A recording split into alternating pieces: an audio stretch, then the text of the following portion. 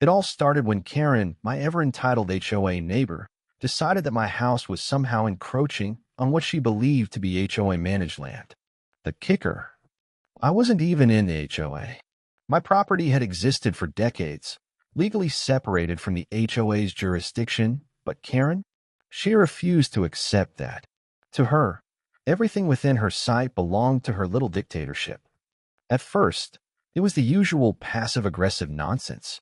Karen would glare at me from her yard, arms crossed, lips pursed like she had just sucked on a lemon. Then came the comments, little jabs whenever I was outside. It'd be easier for everyone if you just followed HOA regulations, she'd say, flipping her blonde hair with a smirk. I ignored her. That was my first mistake. When Karen realized I wouldn't budge, she took it up a notch. One day, I found HOA violation notices taped all over my front door and mailbox. They were ridiculous. Things like failure to maintain HOA-approved aesthetics and unauthorized modifications. My crime? I had a red front door and a mailbox that wasn't the standard beige. It would have been hilarious if it weren't so infuriating. I tore the notices down and marched straight to the HOA office, demanding to know why they were fining a non-member. The HOA president, an exhausted-looking man in his 60s, sighed and told me that Karen had been misinformed about my property. He promised the fines would be revoked and assured me Karen would be spoken to. Well, that talk didn't go as planned. That evening, Karen showed up on my porch, furious. "How dare you go behind my back?" she screeched, waving a folder of HOA documents in my face. "You think you can just ignore the rules?" I crossed my arms, unimpressed. "Karen, I'm not in your HOA." The president even confirmed it. Her eyes twitched. "That's what you think.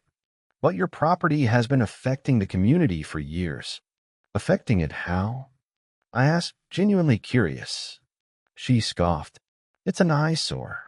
You don't mow your lawn on our schedule, your house color is all wrong, and you have that truck."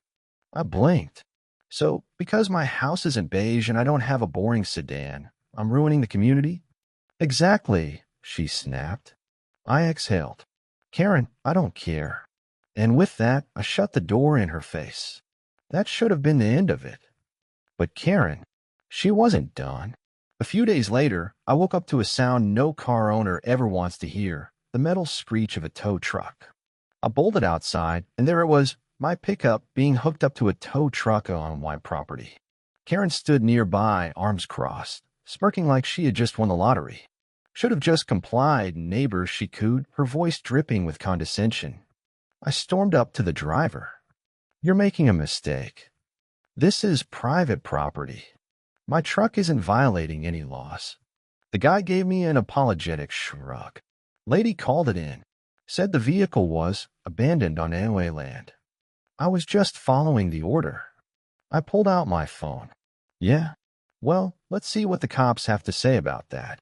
Karen's smirk wavered. "Oh, come on. Don't be dramatic.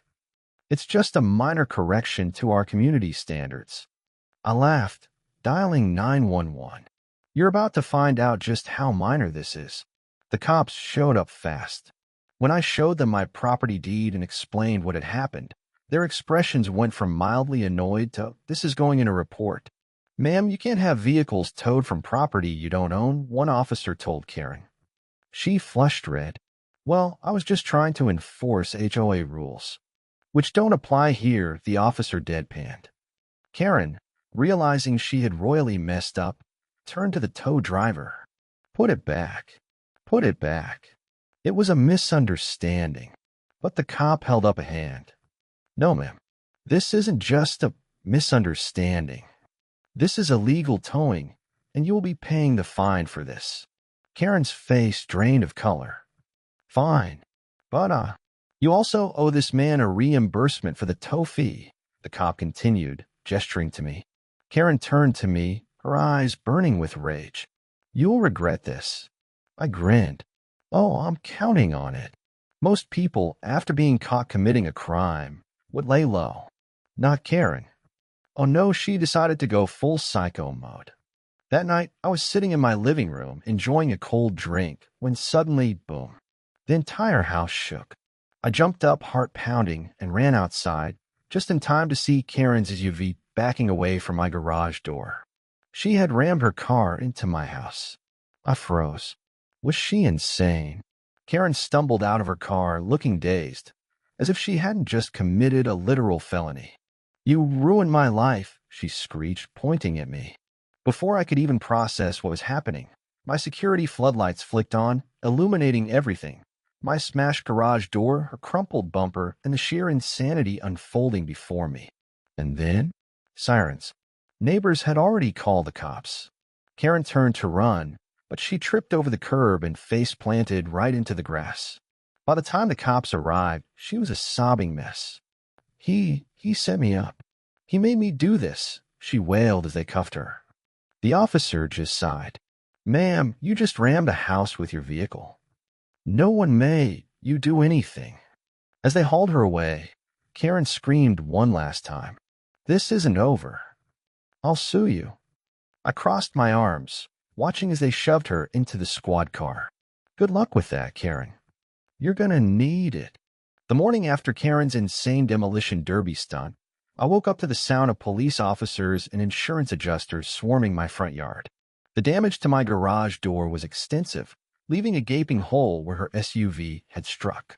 Pieces of wood and shattered bricks littered the ground, and a few feet further, the infamous Karen, now pacing on her front porch, furiously talking into her phone. Even from my driveway, I could hear her shrieking. I was set up. This was a trap. He made me do it. I sighed. This woman had truly lost the last functioning brain cell she had. The officers who responded the night before were already taking statements and collecting evidence. One of them, Officer Daniels, walked up to me with a clipboard. "We're charging her with destruction of property, reckless endangerment, and hit and run." I raised an eyebrow. "She tried to run?" Daniels smirked. "If you call falling face first into the grass before she could get away running, then yes." I chuckled. "So what happens now?" He glanced at Karen, who was still ranting on the phone, now waving her arms like a lunatic. "She's out on bail, but she's looking at serious charges. And since this is a property crime, your insurance will be involved too." Speak of the devil. My insurance rep, a middle-aged woman named Linda with a clipboard and a no-nonsense attitude, approached me. "We'll need to do a full assessment, but I can already tell you you're looking at tens of thousands in repairs." I rubbed my temples. "And Karen is on the hook for it, right?" Linda gave me a cold, satisfied smile. "Oh, absolutely. This is clear-cut negligence, and she's financially responsible." As if on cue, Karen's voice cut through the air. "You can't charge me. It was an accident. He set me up." Officer Daniels turned to her, clearly unimpressed. "Ma'am, security footage doesn't lie. You deliberately drove into his house. That's not an accident. That's called a crime." Karen huffed, crossing her arms. "Well, maybe if he wasn't such a menace to the neighborhood, I wouldn't have had to do it." Everyone, the cops, the insurance reps, even my neighbors peeking from their windows, just stared at her in disbelief. One of the officers finally said, "Ma'am, that is literally an admission of guilt." Karen's face turned beet red. "I meant that he made me angry. This whole thing is stupid. He should be the one paying." I let out a slow, exaggerated whistle. "Karen, do you even hear yourself? You sound like an absolute lunatic." She whirled on me, finger jabbing the air. "You don't belong here. You're a threat to the HOA. You think you can just do whatever you want, but this is our community." I laughed, leaning casually against my damaged garage. "Karen, I don't give a single damn about your little HOA cult. And after this, you won't be able to afford your house anyway." Her eyes widened. "What do you mean?" Linda, my insurance rep, chimed in with a smirk. "Well, since your homeowner's insurance won't cover intentional damage, you're paying out of pocket." "Oh, and we're suing you for damages." Karen's jaw dropped. "That's not fair. I'll fight it." Oh. But before she could finish her tantrum, another voice joined the chaos. "Actually, Ms. Karen, I believe it's time we discuss your own violations."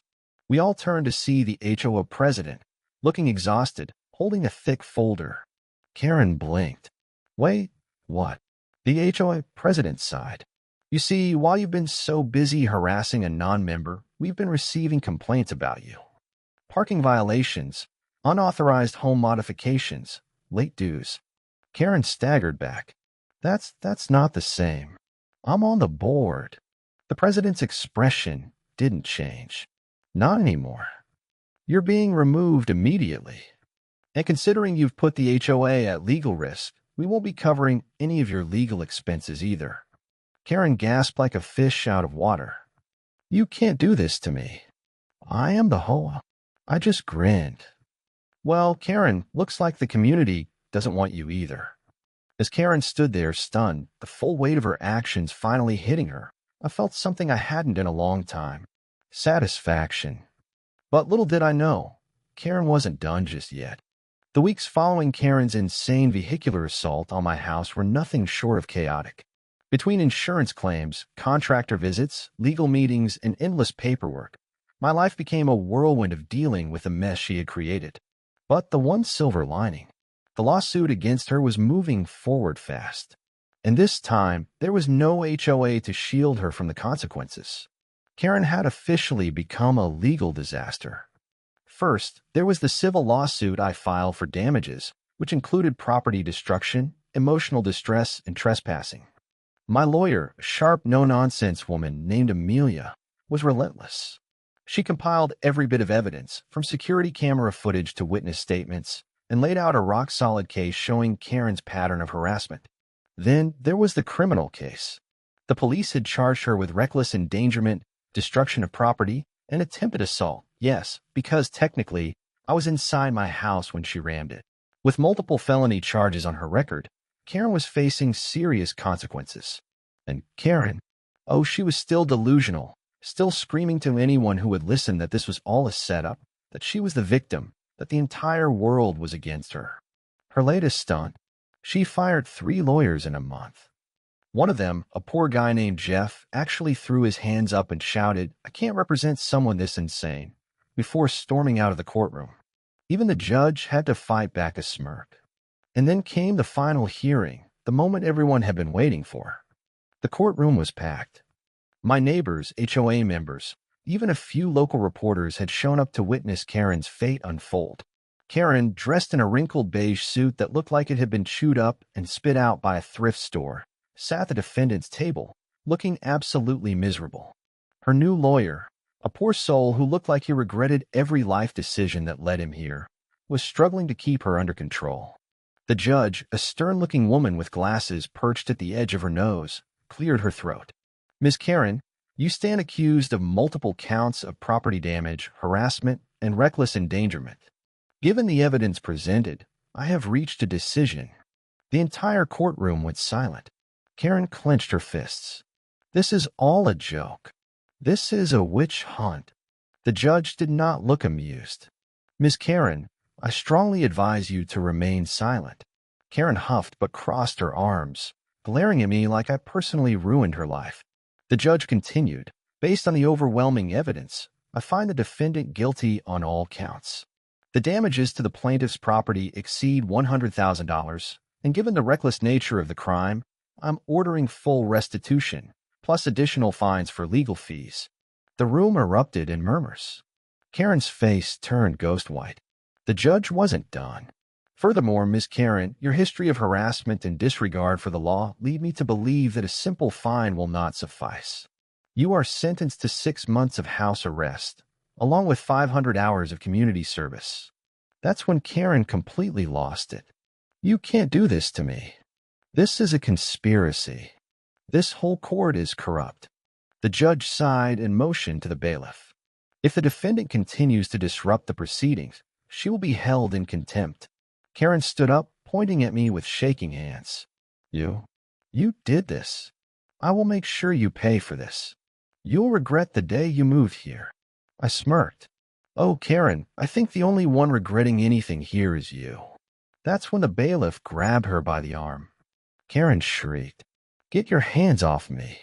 I'm a respected member of this community." The bailiff dragged her out of the courtroom, her wails echoing in the hallways.